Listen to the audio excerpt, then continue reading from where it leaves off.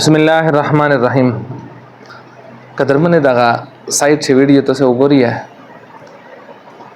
دغه سړی چې کوم حرکت کړه دا تاسو څه خیال دا دغه د تاسو فائدہ ورکړی یو زرا فائدہ اند ورکړی دا هغه خلق ته چې دغه خلق نه ایتو ترقی تو مقصداګ دغه ته دی کتای نشي دا برداشت کوای نشي به تو ته واس در رسینا به کله تو فصل ته نقصان رسای کله تو زناور ته نقصان رسای کله تو سارلی ته نقصان رسای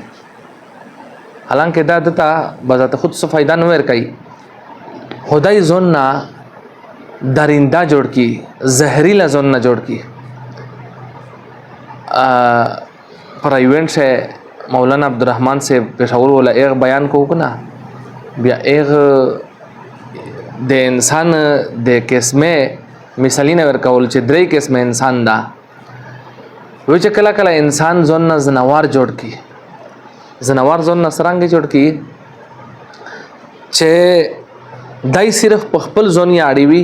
په بل چا باندې اړي نه لکه وی چې پکیر شه دوه غوې تړلې دي کنه او دواړه خوایند دي اس د خرو پاندا پرتا دو پکیر شه اس د یو خلاص اصلا کنه وای چې دا د غون خور خوري او دا احساس نه وسره چې دا نیم خور مې د غبل خیر حق کې ریغه ته پر خپل ځون ډکای ځکه چې حسنوار دا یو وی چې دریندا سرنګي لکه زمرای پړون دا وی چې بل مغزای متای بل الود اغه سری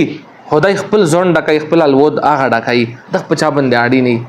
دا وی چې دوام قسم انسانونو شه 10 راستا دي وای چې یو دریام قسم دا چې هغه ته زهريلا وی لکه منګر لړم چې دا سدي